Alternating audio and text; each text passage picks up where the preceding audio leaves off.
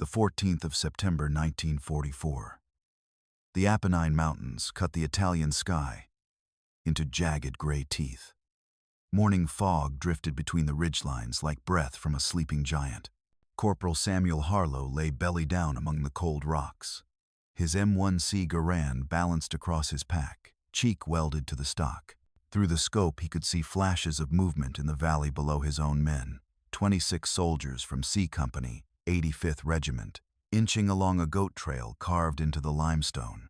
They were headed straight into the field of fire of 2 MG 42 seconds, dug in on the opposite slope.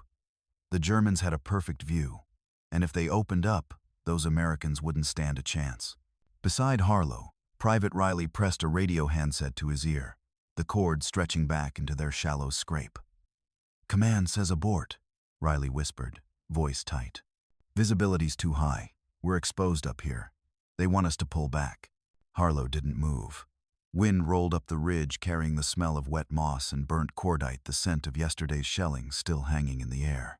He watched the column below, specks of khaki against pale stone, and felt a weight settle in his chest.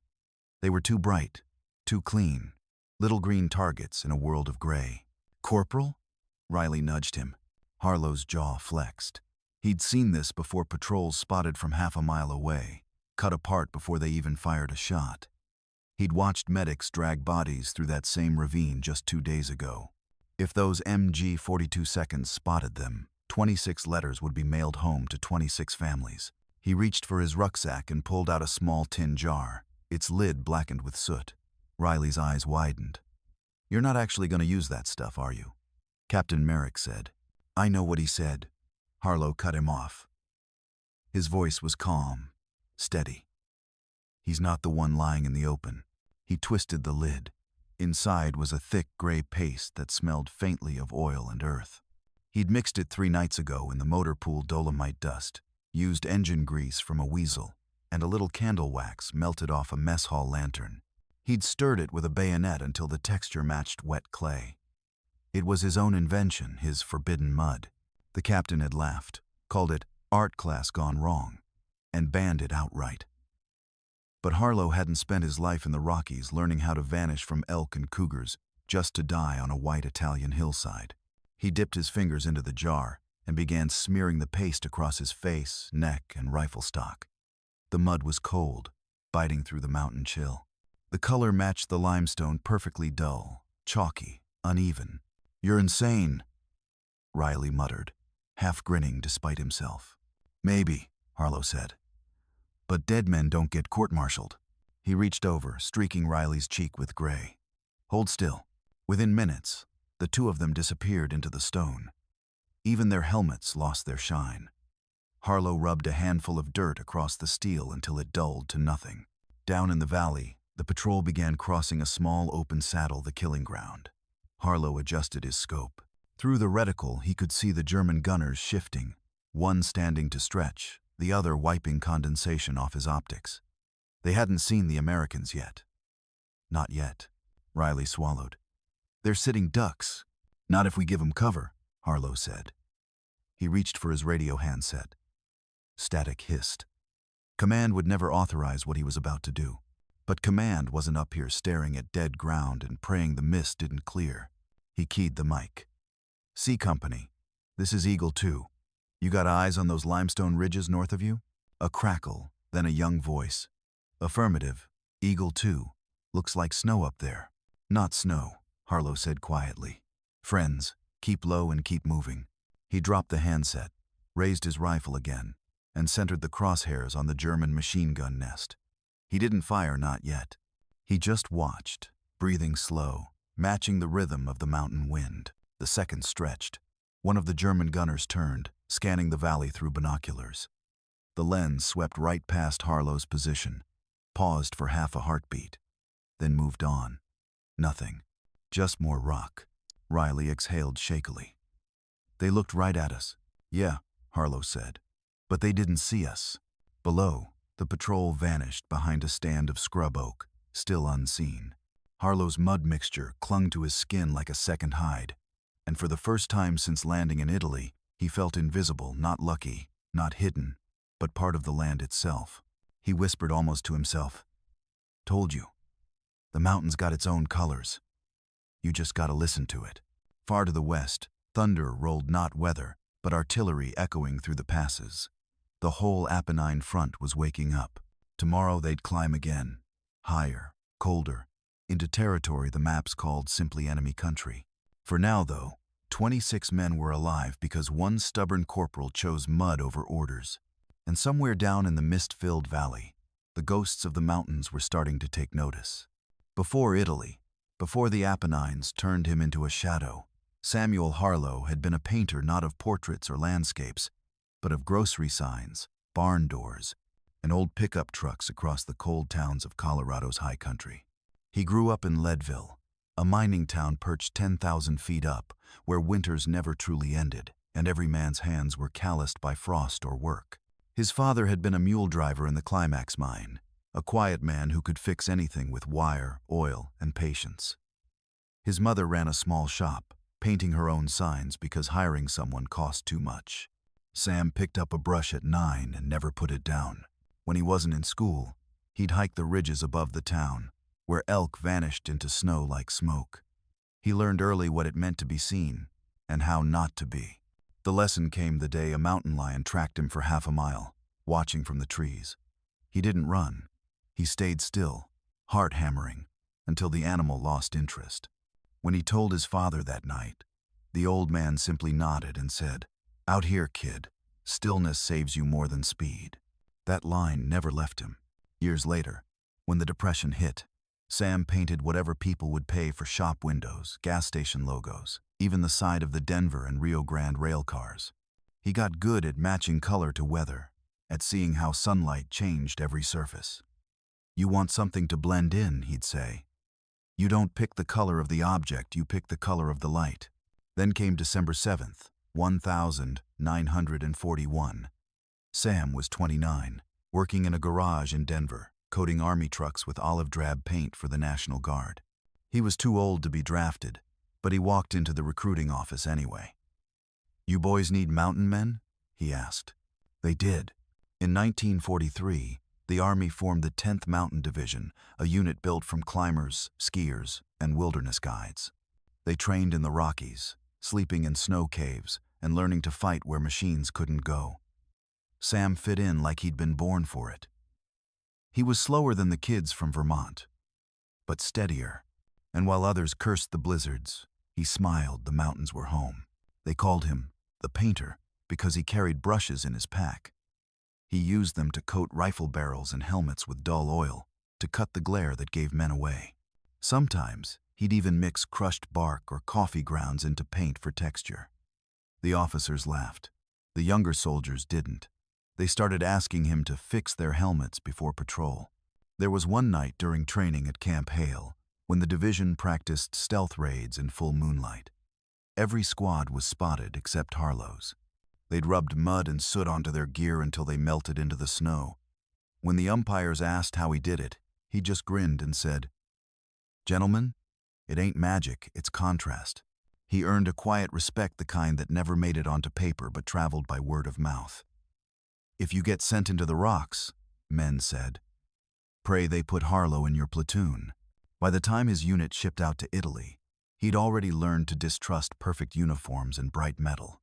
War, he realized, didn't belong to regulations. It belonged to the earth, the mud, the fog, the wind. You could learn more from a dead tree than from a field manual.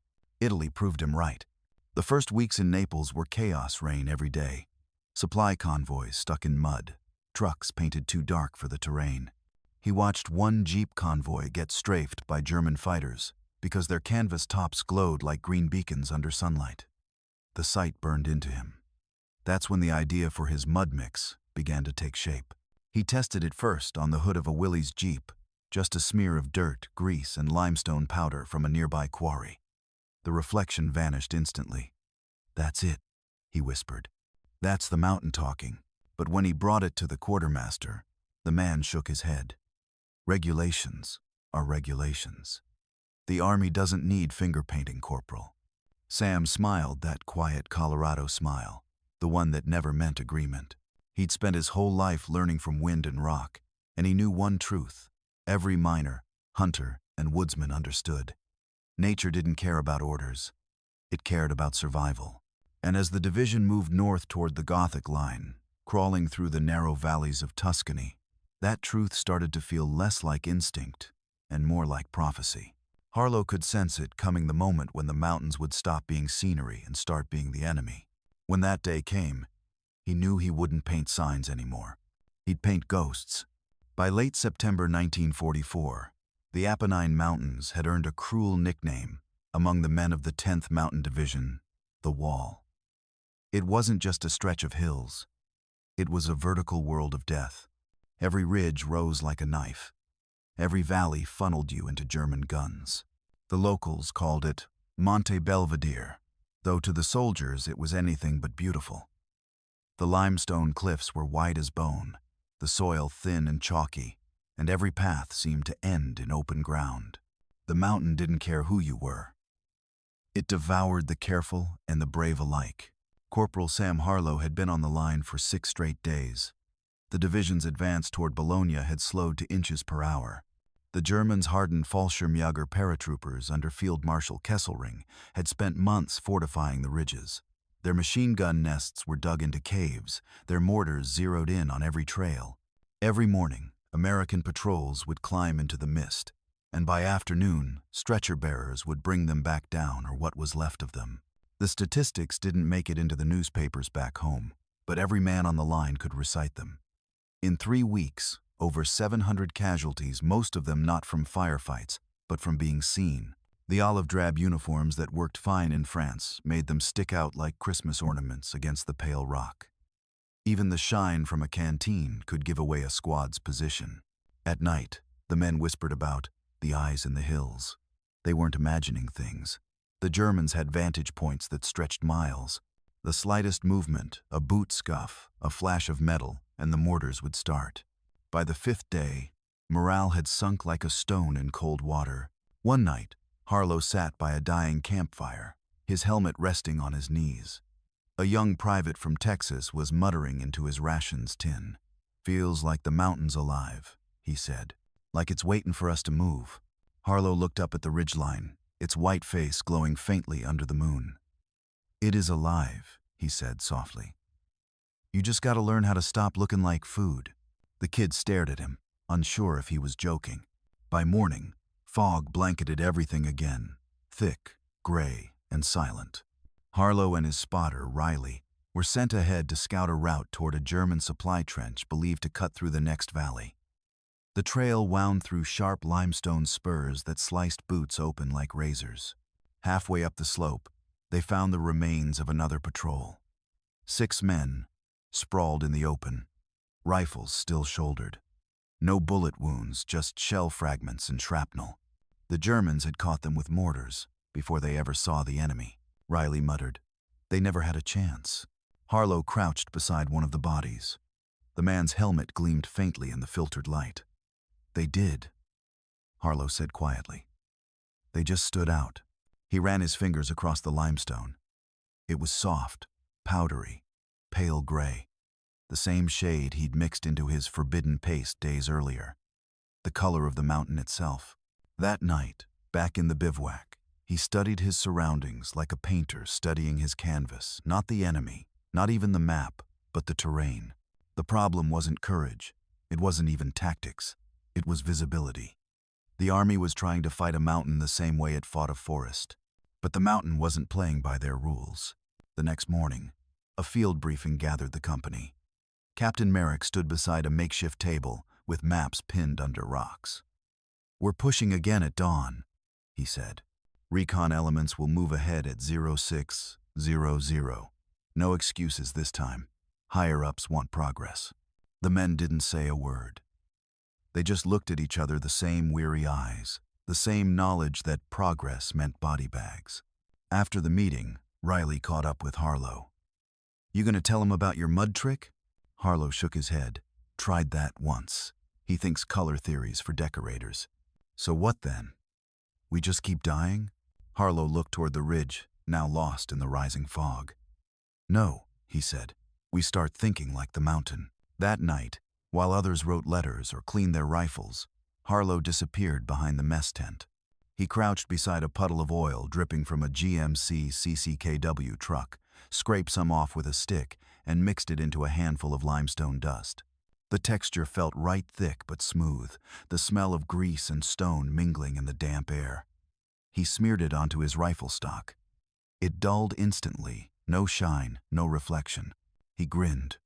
The mountain's color was now on his hands. Somewhere above them, artillery thundered a reminder that the Germans were still watching, still waiting. But for the first time since landing in Italy, Sam Harlow didn't feel watched. He felt ready.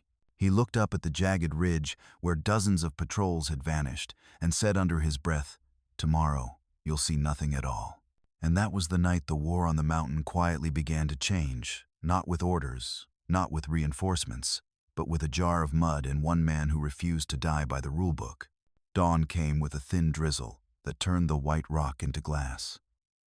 The mountain looked slick and cruel, every ledge shining faintly under the gray sky. Corporal Sam Harlow and Private Riley sat crouched in their foxhole, rubbing the cold from their fingers as the rest of Charlie Company prepared for another uphill push. Captain Merrick paced in front of the men, his clipboard wrapped in a poncho to keep it dry. He was West Point-trained square-jaw, spotless boots, the kind of officer who believed the manual could win any war if only his men followed it closely enough. "Listen up," Merrick barked. "Recon reports the Krauts pulled back from Ridge 209 overnight. We move in staggered squads. No deviations, no heroics. You keep to formation. You stay alive." Someone muttered, "Yeah, tell that to the last formation." Nobody laughed. Harlow said nothing. His pack was heavier than usual, and inside it, beneath a folded poncho, were 2 small tins of his forbidden camouflage mix. The paste had become thicker overnight, the limestone dust settling just right. It wasn't regulation, but it might keep 20 men breathing. When the captain called him forward, Harlow felt the tension tighten across his shoulders. "Corporal," Merrick said, eyes flicking to the dark stains on Harlow's rifle stock. "Care to explain why your weapon looks like it's been dipped in axle grease?" "Cut the glare, sir," Harlow replied evenly. "Matches the rock." The captain frowned. "Matches the rock," he repeated, as if the phrase tasted wrong. "That may impress the hunting club back home, but this is the U.S. Army. You'll keep your equipment clean and regulation. I see that nonsense again. You'll answer to me. Understood?" "Yes, sir," Harlow said, though every word tasted like iron. He turned to go, but Merrick wasn't finished. "And another thing. I've heard about you playing chemist behind the mess tent, mixing God knows what in oil cans. You want to get creative, do it on your own time. Up here we follow orders." That was the moment Riley, standing nearby, muttered under his breath, "Yeah, and die in formation too." Merrick's glare snapped to him. "You say something, Private?" Riley straightened. "No, sir." The captain lingered just long enough to let the silence burn before walking off toward the radio tent. As the men dispersed, Harlow leaned against the trench wall, the cold seeping through his jacket. "Orders from the wrong kind of men," he muttered. Riley glanced at him. "What do you mean?" "The kind that think paper can outsmart terrain," Harlow said. "This mountain doesn't read field manuals." By afternoon, the company began its advance. The path was narrow, 1 man wide, and the rain had turned every inch of it to mud. Harlow watched the platoon ahead vanish into the mist, boots slapping wet stone. He could see flashes of movement from the German side, reflections off optics or helmet steel. The same mistakes, he thought. The same shine. At a small checkpoint halfway up the ridge, Merrick halted the column. "Visibility's crap," he said into his radio. "We'll wait for the fog to thin." "Sir," Harlow said carefully, stepping forward. "If we wait for clear weather, we're just giving them light to see us better. The fog's our best cover." Merrick's expression hardened. "You suggesting I don't know how to conduct a maneuver, Corporal?" "I'm saying the mountain doesn't care about maneuvers, sir. It's not the enemy. It's the field." The captain folded his arms. "You really think your mud paint is going to solve visibility issues that have plagued this front for 6 months?" "It already has," Harlow said, lowering his voice. We tested it last night on recon. They scanned right over us. Merrick laughed, once sharp, humorless. You're telling me a bucket of dirt beat the Wehrmacht? Harlow met his gaze. No, sir. I'm saying the Wehrmacht's using the same dirt. The remark earned him a full minute of silence. Then Merrick stepped closer, voice low. You think you're clever, Harlow? You think you're some kind of mountain prophet? You disobey orders again, and I'll have you written up before sunset. Understood? Yes, sir. The captain walked off, muttering, God save me from cowboys and artists. Riley gave Harlow a sidelong look. You're going to get yourself court-martialed. Maybe, Harlow said, but I'll do it clean. He tapped the tin hidden in his pack. That night, the rain turned into sleet. Men huddled under ponchos, cursing the cold. Somewhere beyond the ridge, German mortars thumped slow, deliberate, probing for movement. Every time one landed closer, the soldiers froze, whispering prayers into the dark. Harlow sat in silence, staring at the faint glow of the captain's tent lantern down the slope. The same man who'd ordered no experiments was probably writing a report about how the mountain was uncooperative. He looked at Riley, whose face was ghost pale in the dim light. You still got that extra paintbrush from the Jeep detail? Riley frowned. Yeah, why? Harlow unscrewed one of the tins. The thick gray paste gleamed like wet stone. Because tomorrow, he said. We stopped waiting for permission. Outside, thunder rolled across the peaks. Or maybe it was artillery. It didn't matter anymore. The storm was coming, and with it, the chance to prove that survival didn't belong to the rule book, it belonged to those willing to break it. The storm rolled in like a living thing, sheets of icy rain that swallowed the ridges whole. By midnight, the line between sky and earth had vanished. Visibility dropped to zero. The mountain, already cruel, became a maze of sound boots slipping, men shouting, metal clinking against rock, all muffled under the roar of wind. Corporal Sam Harlow huddled in a narrow trench barely deep enough for 2 men. Water pooled around his boots. He could feel the paste tin in his pocket, the one Merrick had ordered him to throw away. He hadn't. Some part of him knew he'd need it before dawn. The radio crackled with static. Charlie Company, this is Battalion Command. German armor sighted, moving toward your sector. Hold position until daylight. Repeat, hold position. Reinforcements delayed by weather. Riley groaned beside him. They want us to hold on a mountainside with no cover and no visibility? Harlow didn't answer. He just stared into the fog. Somewhere above, the faint rumble of engines echoed through the valley's panzer tracks grinding over stone. The sound didn't belong here.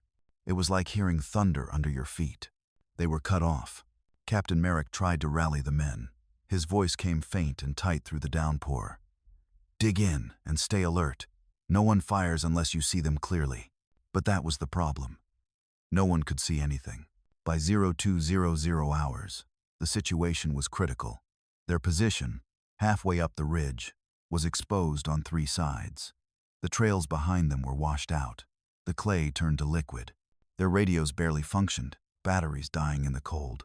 Ammo was soaked, food was gone. The fog had become both their prison and their only protection. Harlow crouched beneath an overhang, listening to the mountain breathe, the wind shifting through pine needles, the drip of rain off his helmet, the echo of something moving above them. It wasn't thunder this time. It was boots. Heavy, deliberate. German patrols. Hunting. He whispered. They're closing in. Riley's eyes flicked toward him. How many? Harlow shook his head. Doesn't matter. Enough. He reached into his pack, unscrewing the lid of the tin. The smell hit instantly. Oil, dust, stone. The scent of home, in a strange way. He dipped his fingers in and began smearing the paste across his face. Then his rifle, his helmet. Get the others, he said quietly. Tell them to follow my lead. Riley blinked. You want to paint 30 men in the middle of a storm? Harlow's voice was steady.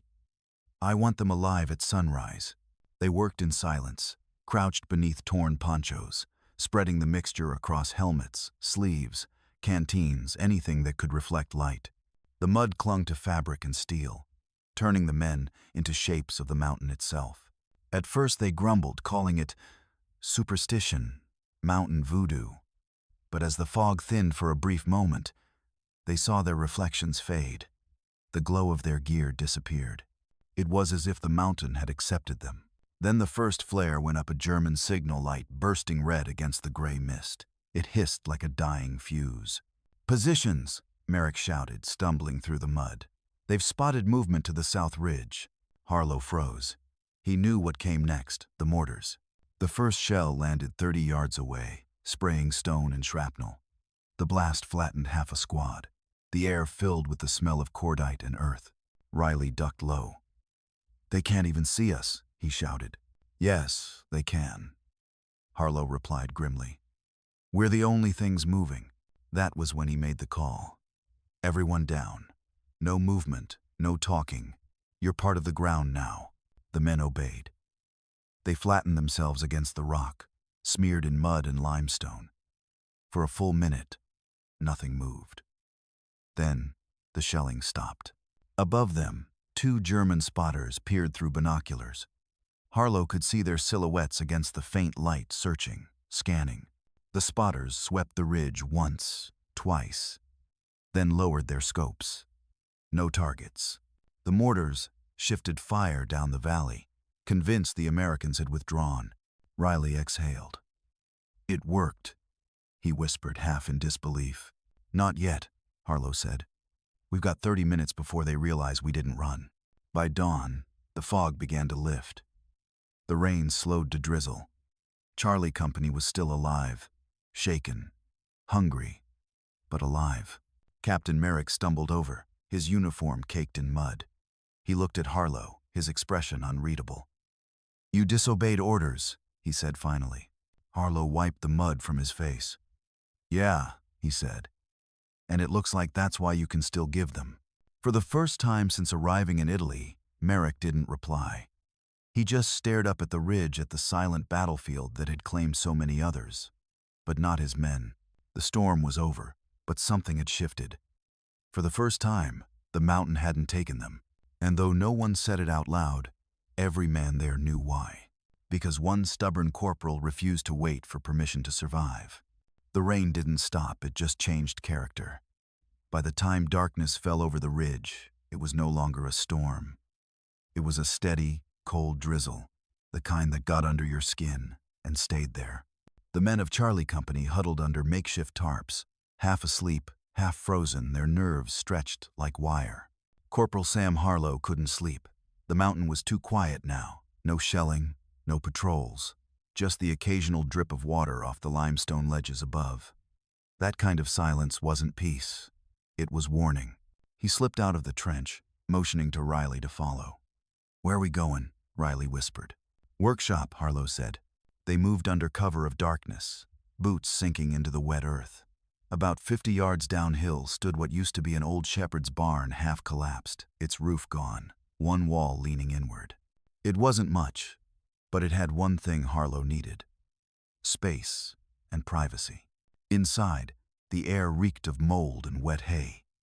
A burned-out lantern sat crooked on a crate. Harlow pulled a match from his pocket, struck it, and the small flame flickered against the warped beams. Riley squinted. "You planning on building a church in here, or starting another science experiment?" "Both," Harlow muttered. "Except in this church, the only commandment is don't get seen." He opened his pack and laid out the contents.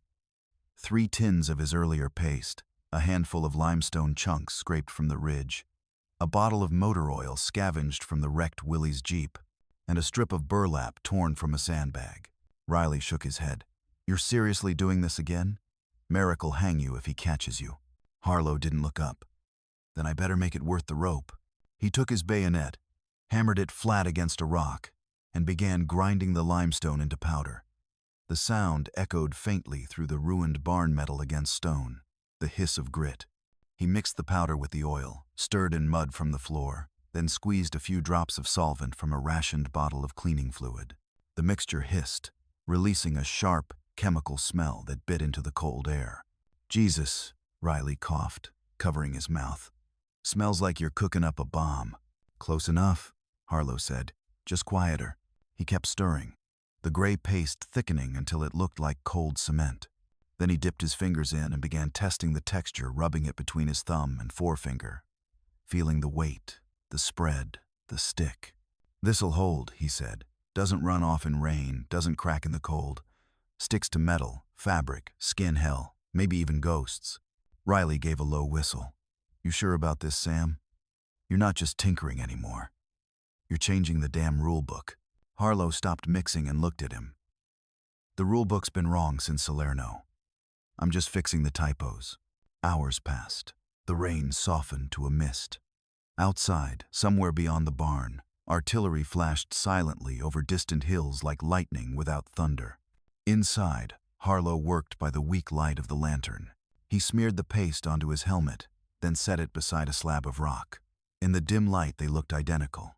He did the same with his rifle stock, dulling every metallic reflection. When he raised the weapon to eye level, it blended into the wall behind it. Riley's eyes widened. "You're telling me this junk is better than Army issue?" "I'm not telling you," Harlow said. "I'm showing you." He reached up and dabbed a bit onto Riley's cheek, then stepped back. "Move out of the light." Riley did. The moment his head hit the shadow, his face disappeared. "Jesus," he whispered. "That's witchcraft." "No," Harlow said. "That's survival." He sealed the mixture into small jars, marking each one with a piece of tape scrawled Gray 1, Olive 2, Rock 3. Then he looked out through the broken wall of the barn toward the black ridge, looming against the night sky. "This stuff won't win the war," he said quietly, "but it might let a few of us live through it." Riley sat down beside him, rubbing his hands for warmth. "What happens when the captain finds out?" Harlow smiled faintly. "He'll call it unauthorized. Then he'll call it Army issue once it works." Riley chuckled softly. "So what do we call it?" Harlow thought for a moment, staring at the thick gray paste gleaming in the lantern light. "The devil's mud," he said.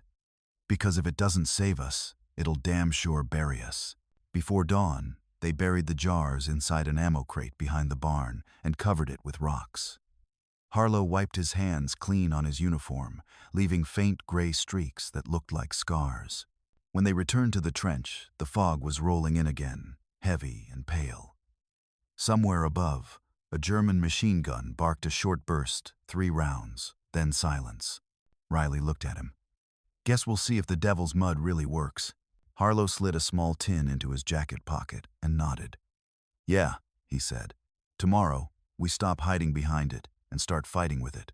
By the next morning, the mountain looked dead. The rain had stopped, but everything still glistened with that sickly, cold shine, the kind of light that made rifles flash and helmets stand out like mirrors. The fog hung low, slow-moving, curling around the ridges like cigarette smoke. Charlie Company stirred quietly. No one spoke above a whisper. The night's cold had cut deep, and the men's faces were pale with exhaustion. But their eyes kept darting toward Harlow's pack, toward the jars he'd pulled from the barn. They all knew what he'd been doing. Captain Merrick hadn't said a word about it yet, but his silence was louder than any reprimand. He was waiting not for permission, but for results. At 0700, a radio crackled through the mist. Enemy patrol spotted north of the saddle, likely scouts for a mortar team, Charlie Company to intercept. The men stiffened. Merrick looked across the trench at Harlow. "You've been running your own private chemistry lab, Corporal. You want to prove it works?" Harlow didn't blink. "Give me 10 men and 20 minutes. Riley grinned. "Hell, make it 15. We'll bring our own paint." They moved fast. 10 men, veterans and skeptics alike, followed Harlow and Riley up the slope. Harlow stopped at a small outcropping, overlooking the narrow saddle between 2 hills, exactly where the Germans were expected to move through.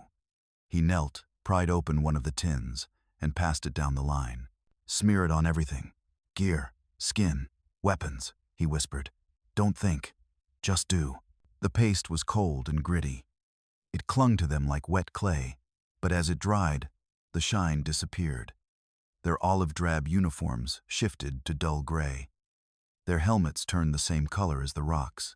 When they crouched, they vanished into the hillside. Private Delaney, the youngest of the group, looked down at his arms. "Feels like I'm turning into the mountain itself," he muttered. "That's the idea," Harlow said. "At 0730, They heard them boots crunching on gravel, the click of a bolt, a muffled laugh. 5 Germans appeared in the saddle, rifles slung casually. They weren't even cautious. Why would they be? No one survived long enough to get this close without being seen. Harlow raised his Springfield, the newly dulled rifle almost invisible in his hands. Through the scope, he saw the lead German clearly, a corporal with a field cap, scanning the fog. Harlow breathed slow, steady. The shot cracked once, echoing through the valley. The German dropped before the sound reached his comrades. 2 more went down before they even realized they were under fire. The last pair bolted for cover, but the hillside came alive not with muzzle flashes, but with silent ghosts. Riley's BAR barked 3 short bursts, precise and deliberate. The echo faded, and then nothing. Just fog and wind. 5 bodies, 10 men, 0 visibility. For a long moment, nobody moved. Then Delaney whispered, "They didn't even see us." "Not us," Harlow corrected. "Anything." He scanned the opposite ridge through his scope. Movement flickered, 2 more Germans trying to flank. He marked them silently with a nod. Riley understood. 2 more shots, 2 more bodies. The rest of the German patrol panicked, scattering downhill into the mist. One stumbled, firing blindly upward, bullets cracking over Harlow's position. None hit. The shots sounded wild, confused like men shooting at ghosts. By 0745, it was over. 10 Americans had wiped out a 15-man enemy patrol without taking a single casualty. When they regrouped, the men were grinning like kids who'd seen magic. Merrick climbed up the ridge just as they were finishing. His eyes darted over the bodies, then the unmarked ground. "What the hell happened here?" he asked quietly. Delaney spoke first. "Sir, the Krauts fired right at us and missed every damn time. They didn't see a thing." Riley held up a tin of Harlow's paste. "Turns out the corporal's witchcraft works." Merrick took the tin, rolling it between his fingers. The label was hand-scribbled, half rubbed off by rain. "What's in it?" he asked. "Dirt," Harlow said. "And a few bad ideas." Back at camp, word spread like wildfire. Men from other squads came by under the pretense of borrowing shovels, just to peek at the ghost patrol. The cook offered extra rations for a jar. The radio man swore he saw Germans staring straight at the hill and looking right through them. By evening, Captain Merrick called Harlow into the command tent. He didn't look angry, not exactly, just unsettled. "You realize," he said, "you've just violated a dozen standing orders, modified equipment without authorization, and risked court-martial?" "Yes, sir." "You also saved 10 lives today," Merrick said, voice softening. "Maybe more. Battalion's already heard about it. They want a report." Harlow stared at the ground. "Then they'll want to take it away from me." "Probably," Merrick admitted. "But not before we use it." He leaned closer, his tone shifting from authority to respect. "Whatever you did out there, it worked. The Germans never saw you. That's the first time I've seen this mountain blink." Harlow nodded once. "Then we keep them blind." That night, under the thin Italian moon, he sat with Riley outside the trench, watching fog drift down the valley. The air smelled of oil and stone. "You realize," Riley said, "we just turned dirt into a weapon." Harlow smiled faintly. "No," he said. "We turned common sense into survival." And for the first time in weeks, both men slept without fear. Because for one day on that cursed mountain, the enemy never saw them coming. 3 days after the ghost patrol, the fog lifted for good. Sunlight hit the Italian ridges for the first time in a week, revealing scorched hillsides, cratered trails, and a thin white mist rising from shell holes. It also revealed something else, a new kind of confidence in Charlie Company. The men walked taller now, quieter but surer, as if they finally understood the land's language. For Captain Merrick, it was a gift from heaven. For Corporal Sam Harlow, it was the beginning of something far more complicated. Word had spread faster than the chain of command could control it. Soldiers in other units were smearing themselves in mud mixtures, trying to copy Harlow's blend. Some used dust and oil, others boot polish and chalk. It was chaos, 1,000 recipes and no discipline. But one thing was clear.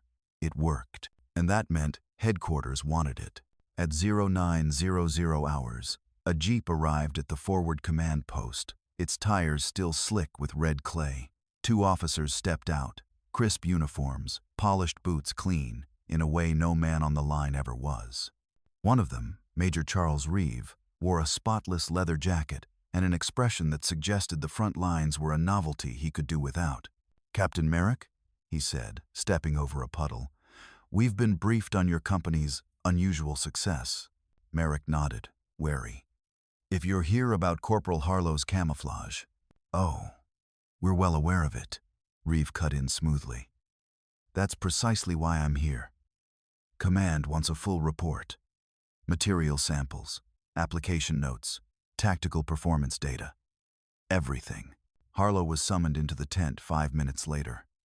He looked out of place among the officers, muddy boots, sleeves rolled up, face still streaked from the last patrol. Reeve's eyes flicked over him like he was a specimen.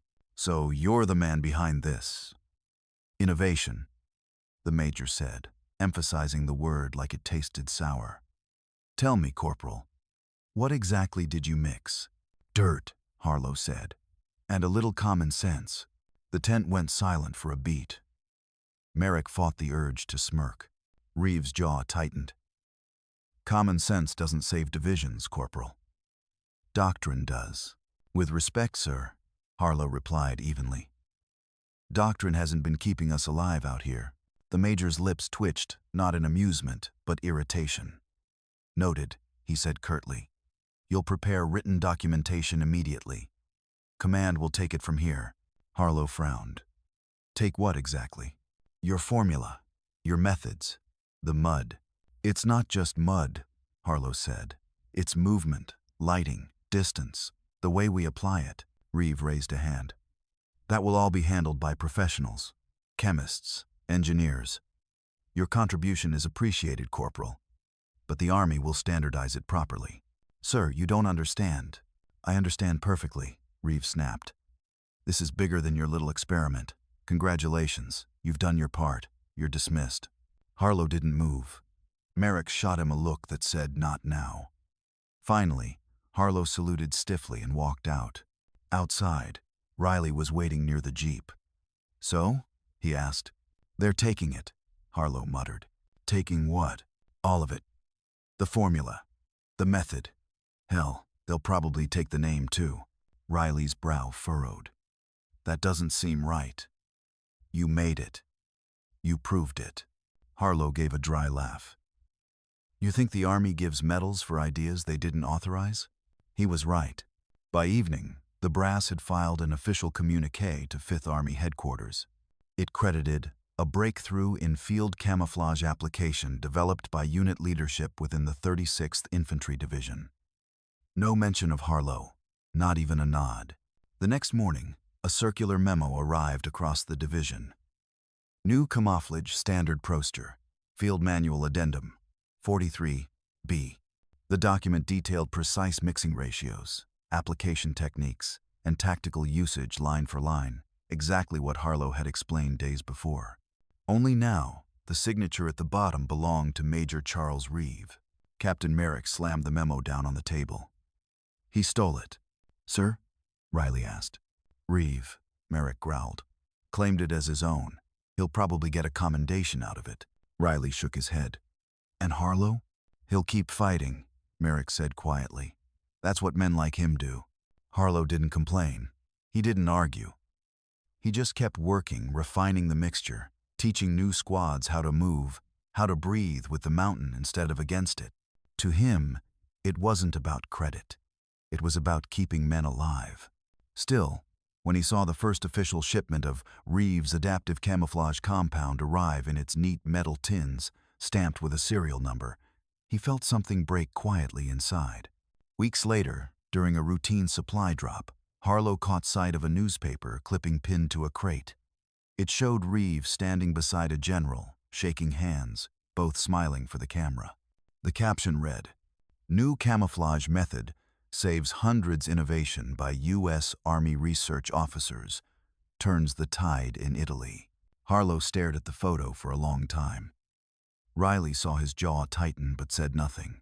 Finally, Harlow tore the clipping down and crumpled it. "Let him have it," he muttered. "The mountain knows who figured it out." He walked away, rifle slung, his shadow melting into the stone, the invisible man who'd made others unseen. Winter came to Italy like a slow disease. The rain turned to sleet, and sleet to snow, burying the battlefield beneath a thin white skin. For the men of Charlie Company, it didn't mean rest, just colder misery. The Germans still held the high ground above the Rapido River, and every movement uphill was a gamble between frostbite and machine gun fire. But now, every patrol wore the same dull, stone-gray coating that Corporal Sam Harlow had once mixed by hand under a broken roof. The difference was printed labels and bureaucracy. The tins came from factories now stamped property of the U.S. Army, but every man on the front knew whose idea it really was. They called it Reeves Blend. The name made Riley laugh every time he heard it. "Guess ghosts don't get trademarks," he'd mutter. Harlow didn't laugh. He just kept working.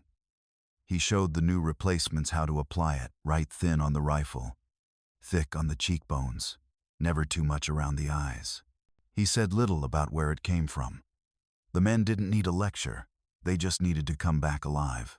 By Christmas '43, the snow lay heavy across the Gustav line. The mountains glowed blue-gray under moonlight, silent and deceptive. Harlow led one last patrol that December, a reconnaissance mission near the monastery at Cassino. The objective was simple: locate enemy artillery hidden in the ruins. They moved before dawn, 30 men sliding between shadows, silent as mist. The new paste worked even better in the snow, a ghost's uniform for a ghost's job. But as they approached the target ridge, German mortars found them. The first shell hit close enough to lift the ground beneath them. The second scattered rock shards like razors. Harlow shouted for the men to fall back, but one of the younger privates, Delaney, was pinned under a shattered beam. Harlow ran back through the smoke, dragging him free just before the third blast hit. He made it out alive barely. The shrapnel tore through his shoulder, leaving his left arm nearly useless. It should have earned him a commendation. Instead, the report filed by Major Reeve listed it as standard engagement, minimal resistance, no exceptional acts noted. When he returned to camp, his arm in a sling, Harlow found his crate of original jars gone. The barn was empty, cleaned out. The Army had taken every trace of the formula, every sample, every note. All that remained were ghosts, the kind that never make it into reports. 2 months later, Merrick called him into the tent. His tone was different, soft, almost reluctant. "Orders came down from division," he said. "They're rotating you out. Stateside. Your shoulder makes you unfit for frontline duty." Harlow didn't answer at first. He looked down at his hands, scarred, stiff, still carrying faint gray stains that no amount of soap could wash away. "I'm not done here," he said quietly. "You've done enough," Merrick replied. "More than any of us. Let them take it from here." Harlow laughed once, low and bitter. "They already have." He left Italy in March 1944, on a hospital transport bound for Naples, then across the Atlantic. No fanfare, no ceremony, just another name on a manifest. When he reached Camp Shanks in New York, an Army clerk handed him a stack of discharge papers and a single line of citation. "Injured during operations near Cassino Service Honorable." No mention of camouflage, no mention of lives saved. Just a clean, bureaucratic ending to a dirty, improvised miracle. He spent his last night in uniform sitting on a bench overlooking the Hudson. The city lights blinked in the distance, 1,000 fires that would never know his name. Riley's last letter reached him there, scrawled in pencil. "The paste's everywhere now, Sam. Every platoon from here to Anzio's using it. They call it Reeves Blend on paper, but not one guy who's seen the ridge calls it that. We all know whose mud saved us." Harlow folded the letter and put it in his jacket pocket. He didn't write back. He didn't need to. The war rolled on without him. The Fifth Army finally broke through at Cassino that spring, pushing north toward Rome. In every photograph from those days, you can see it: dull, gray helmets, rifles darkened against the light, faces streaked to match the stone. The Army credited innovations in terrain, adaptive concealment. They never credited the man who invented it with nothing but desperation and a tin of dirt. Years later, when Harlow's discharge papers yellowed and his uniform gathered dust in a Montana attic, the official story remained clean. The real story, the one whispered by the men who'd walked invisible across those ridges, stayed buried in the mud where it belonged. Because history doesn't always remember the soldier who broke the rules to save his friends. Sometimes it just remembers the rule that got rewritten because of him. Sam Harlow never wore his uniform again. After his discharge, he boarded a Greyhound heading west through Pennsylvania, across the plains, and into Montana, where the mountains rolled like waves of stone and snow. He bought a small patch of land near Bozeman, not far from where he'd grown up fixing tractors in his father's barn. He didn't talk much about Italy. When neighbors asked about his limp, he said, "Fell off a truck." When they asked if he'd seen combat, he'd shrug and say, "Seen plenty of mud." The truth was, he'd seen too much of both. The war carried on without him, then ended in thunder. The papers called it victory in Europe. But for men like Harlow, victory was a quiet thing, something that lived in the silence between nightmares. He built a small workshop behind his house, the kind of place that smelled like oil and cold metal. Locals brought him broken farm equipment, and he fixed everything: engines, pumps, rifles. His hands still moved with that same wartime rhythm, careful, patient, deliberate. Every nut tightened, every gear tested. He said little, but when he worked, his eyes carried that same focus he'd once had crouching in the Italian fog. Decades later, when he was an old man with silver hair and a cane, a letter arrived from an Army historian in Washington. "Mr. Harlow, we are currently documenting early field innovations during the Italian campaign. Records suggest your company may have contributed to a camouflage development later adopted across the U.S. Army. If you have any recollections or materials related to this, we would be honored to include them in our archives." He read it twice, then set it aside. The next day, he went out to the shed. Dust hung in the air like memory. He opened an old trunk in the corner, and inside were fragments: a cracked rifle sling, a rusted tin with half the label worn off, a photo of Charlie Company, all young, all squinting into the sunlight, faces smeared gray. He ran his hand across the tin. The words were almost gone, but faintly you could still make out, "Blend #3, Ridge Mixture." He smiled faintly. "Guess it made it further than I did." Years passed. One summer, his grandson, a young Marine fresh from training, came to visit. The boy was curious, sharp-eyed, and full of questions. "Grandpa," he said one evening, flipping through an old Army manual, "did you ever hear of something called adaptive camouflage? They say it started way back in World War II. Harlow chuckled. "Yeah," he said softly. "We called it dirt." The boy laughed. But Harlow's eyes drifted to the sunset, that same soft gray blue he remembered from the mountains of Italy. "Funny thing about war," he said after a moment. "The smartest ideas come from the dumbest luck, and the people desperate enough to try." His grandson leaned forward. "Was it yours?" Harlow paused, then shrugged. "Doesn't matter whose it was.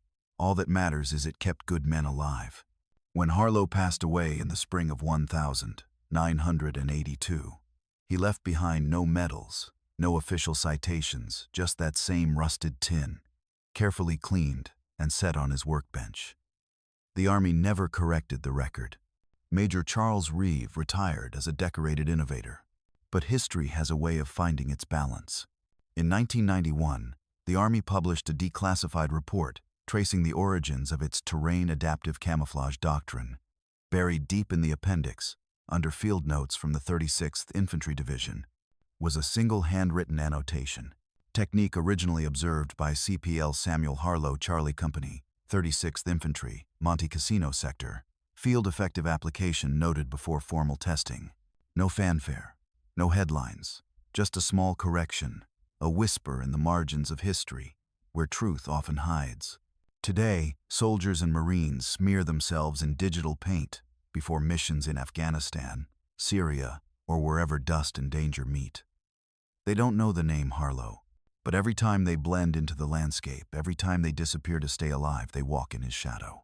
Innovation, after all, doesn't always come from labs or factories. Sometimes it comes from a muddy hillside, a desperate man, and the will to survive.